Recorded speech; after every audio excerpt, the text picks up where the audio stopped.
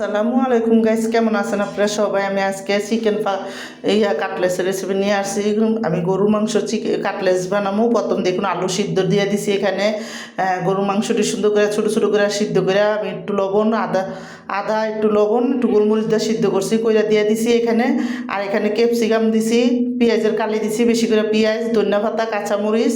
তারপরে এখানে আমি একটু কর্ন পাউডার দিছি, সব কিছু দিয়া তারপরে দেখুন আমি সবজিটি দিয়া মাংসটা দিয়ে এখন ভালো করে মশলা দিছি। 1 চামচ লাল মরিচের গুঁড়া, 1 চামচ ধনিয়ার গুঁড়া, 1 চামচ জিরার গুঁড়া, 1 চামচ গরম মশলার গুঁড়া, স্বাদ মতো লবণ দিয়ে সুন্দর করে কিন্তু দেখুন আমি কাটলেসটি মাইখা নিছি। তো কাটলেসটি ভালো করে মাইখা এখন কিন্তু আমি এখানে একটু ধনিয়া পাতা দিয়ে দেবো। তো ধনিয়া পাতাটাও আমি দেখুন এখানে দিব। তো ধনিয়া পাতাটা বার করে এখন আমি দেখুন বেশি করে করা ধনিয়া পাতা দিয়ে দেবো। তো ধনিয়া পাতাটা দিয়েও এখন আমি ভালো করে একটু দেখুন আবার মিলাই নেব। তো মিলাইয়া তারপরে কিন্তু এখানে আমি কাটলেসটা বানাবো। তো আমার থেকে একটু লাগছে দেখে আমি কিন্তু এখানে একটু ইয়ার গুঁড়া দিছি, মানে পাউরুটির গুঁড়া দিছি, দিয়ে কিন্তু সুন্দর করে মাইখা নিছি। মাইখা দেখুন এদিকে চিজটারও আমি একটা দিয়ে গেট করে নিছি। তারপরে এখানে দেখুন একটা কাটলেসের ভিতরে একটু চিজ বইরা তারপরে কিন্তু আমি সুন্দর মতন মিডিয়াম সাইজের কাটলেস বানাবো। তো দেখুন এখানে আমি সুন্দর করে কিন্তু কাটলেসটি এইভাবে করে বানাইতেছি। আপনার যার যেভাবে খুশি বানাইতে পারেন।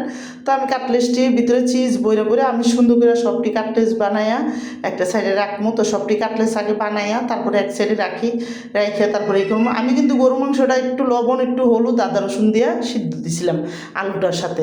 তো দেখুন এদিকে কর্ন পাউডার নিয়ে নিচ্ছি একটু নিয়ে তারপরে কিন্তু আমি এখন এই কর্ন পাউডারের ভিতরে একটু গোলমরিচ, একটু লাল মরিচের গুঁড়া, একটু স্বাদ মতো লবণ দিয়ে ভালো করে মিলাইয়া তারপরে কিন্তু আমি এখানে এখন এই একটা করে কাটলেস দেখুন এখানে দিমু।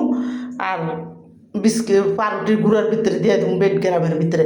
তো দেখুন একটা করে কাটলেস দিতেছি আর বেড গ্রামের ভিতরে সুন্দর করে দিয়ে দেবো, দিয়ে কিন্তু সুন্দর মতন করে নেব। তো এখন আমি সবটি দেখুন এইভাবে করে বিস্কিটের গুঁড়া ভিতরে দিয়া তারপরে বইরা একটা জায়গায় সবটি রাখবো। তা আমার এই কাটলেসের রেসিপিটা যাদের পছন্দ তারা লাইক সাবস্ক্রাইব দিন প্লিজ। আমার ভিডিওটা বেশি বেশি শেয়ার করে দিন আর সাবস্ক্রাইব করে দিন।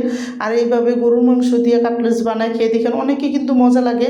এই কাটলেসটা গরুর মাংসের একটা ঘ্রাণ আসে আর অনেক মজা লাগে। তো দেখুন এদিকে আমি সুন্দর করে কিন্তু কাটলেসটি এইভাবে করে বিস্কিটের গুঁড়ার ভিতরে প্রথমে আমি দিয়ে বিস্কিটের গুঁড়া সবটি করে নিছি, বানাই নিছি। এখন আমি অর্ধেকটা বাচ্চা দেখাইতেছি। আর এটা কিন্তু রোজার জন্য ফ্রোজেন করেও রাখতে পারবেন। আমি কিন্তু ফ্রোজেন করে রাখছি রোজার জন্য। তো দেখুন এইভাবে করে ফ্রোজেন করে ফ্রিজের ভিতরে রেখে দিবেন, রেখে তারপর একটু শক্ত হইলে ডিব্বা করে রেখে দিবেন আর সুন্দর মতন বাজবেন। তো আমি দেখুন আপনাদের বাচ্চা দেখাইতেছি। আমার কিন্তু কাটলেসটি সুন্দর করে একটা পিঠ যখন লাল হয়ে আইছে আমি বাচ্চা নেবো। তো আমি দুনোটা পিঠ সুন্দর মতন মশমশা করে লাল লাল করে বাচ্চা তারপর উঠাইছি। একটা কাটলেসও কিন্তু ভাঙ্গে নেই, কিছু হয় নাই। তো এইভাবে বানায় দেখেন, অনেক মজা লাগবে। আমার বানানো শেষ।